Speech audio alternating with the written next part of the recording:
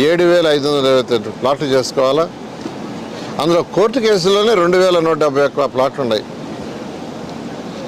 కొంత టైం కావాలని వాళ్ళే అడిగారు. మేము బయట ఉన్నాం, వేరే స్టేట్లో ఉన్నాం అన్న వాళ్ళు 1,134. ఈ విధంగా అమరావతి క్యాపిటల్ సిటీ మీద రాద్ధాంతం చేస్తున్నారు.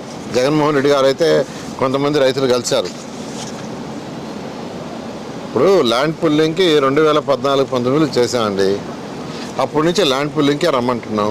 మేము ల్యాండ్ అక్విజిషన్ కాదు, ల్యాండ్ పుల్లింగ్కే ప్రభుత్వం ఇంట్రెస్ట్ చూపిస్తుంది. ల్యాండ్ అక్విజిషన్ అయితే రైతులు ఇబ్బంది పడతారని. కానీ ఈరోజు ట్రంక్ రోడ్స్, లేఅవుట్స్ అన్నీ అయిపోయే స్థితిలో ఇంకా కూడా ముందుకు బాగున్నా ఉంటే ఆ కట్టిని వేస్ట్ అయిపోద్ది. సీడాక్స్ రోడ్ అయిపోతుంది. బ్రిడ్జ్ వాళ్ళు ఈ నెలాఖరికి ఇచ్చేస్తున్నారు. స్టీల్ బ్రిడ్జ్ ఇచ్చేసిన తర్వాత ఆ బ్యాలెన్స్ ఏదైతే ఇంకా 2.75 ఎకరాలు రావాలి. ఆ 2.75 ఎకరాలకి ల్యాండ్ అక్విజిషన్ బాగుంటే అది కట్టి కూడా వేస్ట్ అవుతుంది. ఈరోజు కూడా ఆ రైతుల్ని ల్యాండ్ పుల్లింగ్కి రమ్మని రిక్వెస్ట్ చేస్తున్నాం. ఈరోజు కూడా మేము ల్యాండ్ పుల్లింగ్కి రండి అని. దాని మీద కూడా నేను జగన్మోహన్ రెడ్డి గారు ఏం మాట్లాడతారో ఆయన మాట్లాడతారు. 30 ఏళ్ళైనా అమరావతి కాదంట. వచ్చి లోపల తిరిగితే కదా ఏసీ రూములు అని తెలుస్తుంది. లోపల తిరిగితే తెలుస్తుంది. ట్రంక్ రోడ్లు ఏమాత్రం వచ్చినాయి 360 కిలోమీటర్లు. లేఅవుట్స్ 1,500 కిలోమీటర్స్ ఏమాత్రం అయిపోయినాయి. బిల్డింగ్లు, అధికార బిల్డింగ్ లోపల పోయి చూడాలా. ఐఏఎస్ ఆఫీసర్ బిల్డింగ్ ఎంతవరకు వచ్చినాయి, ఎమ్మెల్యేలు ఎంతవరకు వచ్చినాయి, ఎమ్మెల్సీ అరొచ్చి చూస్తే కదా. చూడకుండా ఎక్కడో కూర్చొని మావిగన్ ఇంకా ఏందండి మావిగన్ను. మావిగన్ ఏంది అసలు? అమరావతి క్యాపిటల్ సిటీ అయిపోతూ ఉంటే ఒక టార్గెట్ పెట్టుకున్నాం ప్రభుత్వం. ముఖ్యమంత్రి గారు టార్గెట్ ఇచ్చారు. ఆ టార్గెట్ ప్రకారం ముందుకు పోతుంటే ఇప్పుడు ఇంకా మావిగన్ను, ఇక్కడ నుంచి మచిలీపట్నం రోడ్డు, అసలు ఏంది అసలు ఆ కాన్సెప్టే అవగాహన రాహిత్యం. ముఖ్యమంత్రి గారు ఒకటే అన్నారు, ఇది ప్రపంచంలో టాప్ 5 రాజధానులు ఒకటి కాటాలి, దీన్ని చూడటానికి అనేక మంది రావాలి, ఇది ఒక టూరిజం ఏరియా కావాలి, దీనివల్ల ఎంతోమందికి ఎంప్లాయ్మెంట్ రావాలి, ప్రజల యొక్క ఆర్థిక స్థితి పెరగాలి, ఈ రాష్ట్రంలో ఉండే ప్రజల ఆర్థిక స్థితి పెరగాలి. ఏ విధంగా అయితే హైదరాబాదుని డెవలప్ చేస్తే తెలంగాణకు వచ్చే ఆదాయంలో మెజారిటీ హైదరాబాద్ నుంచి వస్తుంది. ఆ వచ్చే ఆదాయాన్ని అన్ని జిల్లాలకు పంచుతున్నారు. అదేవిధంగా రేపు ఇక్కడ వచ్చే ఎకనామిక్ యాక్టివిటీ వల్ల ఆ వచ్చే ఆదాయాన్ని అన్ని జిల్లాలకు 28 జిల్లాలకు పంచుతాం. ఒక లాంగ్ విజన్తో మా నాయకుడు చేస్తున్నాడు. ఆ విజన్ లేని నాయకుడు గత ముఖ్యమంత్రి. విజన్ ఉండాలండి. ఒక ముఖ్యమంత్రి అంటే ఒక విజన్ ఉండాలి. విజన్ లేకుండా కేంద్రం ఇచ్చిన ప్రాజెక్టు కూడా పూర్తి చేయలేదు, అయ్యే వదిలేశారు. కేంద్రం ఇచ్చిన ప్రాజెక్టులు అమృత్ 1 కావచ్చు, అమృత్ 2 కావచ్చు, స్వచ్ఛ భారత్ కావచ్చు, ఇలా అసలు ఆ ప్రాజెక్టే వదిలేసిన వాళ్ళు. అసలు వాళ్ళకి మాట్లాడే హక్కే లేదు. నేను చాలా క్లియర్గా చెప్తానండి. ఎవరు ఎన్ని మాట్లాడినా అమరావతి క్యాపిటల్ సిటీ చెప్పిన ప్రకారం 2028 ఆగస్టు నెలకి ఫస్ట్ బేసిక్ ఇన్ఫ్రాస్ట్రక్చర్ క్యాపిటల్ అనేది it is a continuous.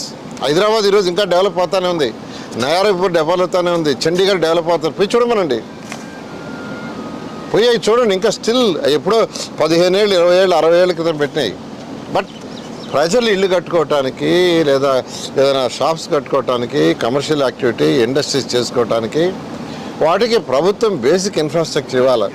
Road, drains, water, sewerage, water treatment, reuse, electricity, ఇవన్నీ ప్రభుత్వం బాధ్యత. We are doing that one. ఇది 2028 ఆగస్టుకి బేసిక్ ఇన్ఫ్రాస్ట్రక్చర్ ఖచ్చితంగా కంప్లీట్ చేస్తాం.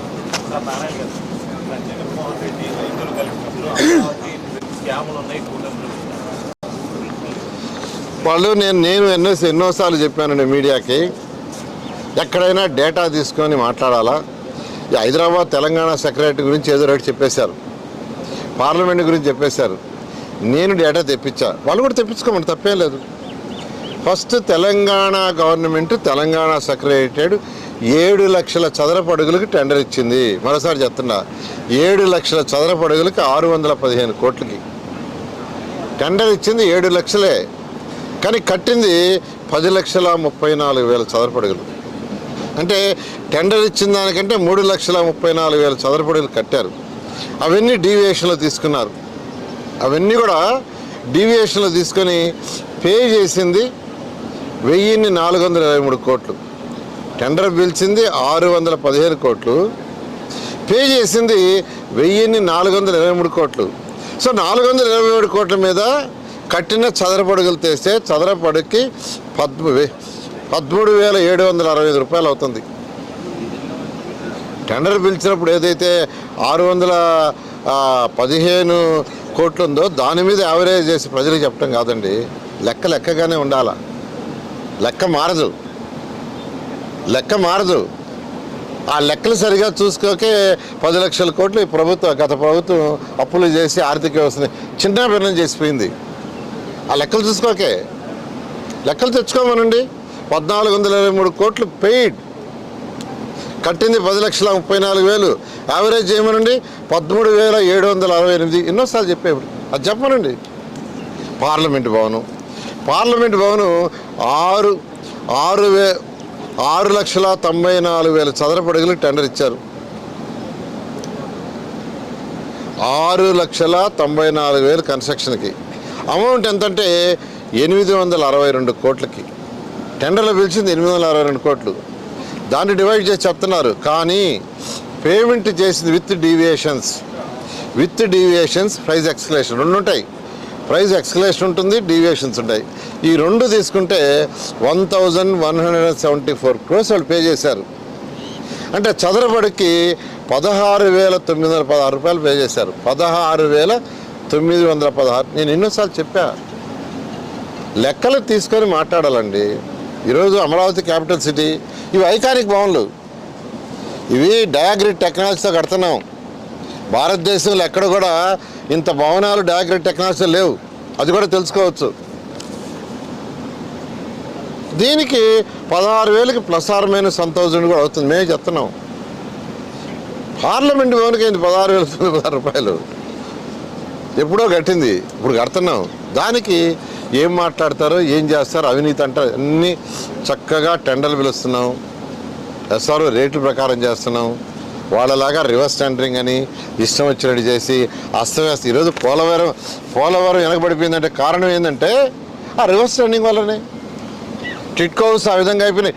7 లక్షల హౌసెస్ పేదల కోసం తెచ్చాను నేను. 7 లక్షల హౌస్ గవర్నమెంట్ ముఖ్యమంత్రి గారు కేంద్రంతో మాట్లాడి 7 లక్షల హౌసెస్ టిట్కో హౌసెస్ చేస్తే దాన్ని 2,61,000 కుదిర్చి రివర్స్ టెండరింగ్ అని అవి కూడా పూర్తి చేయకుండా వెళ్ళిపోయారు కదా ప్రభుత్వం.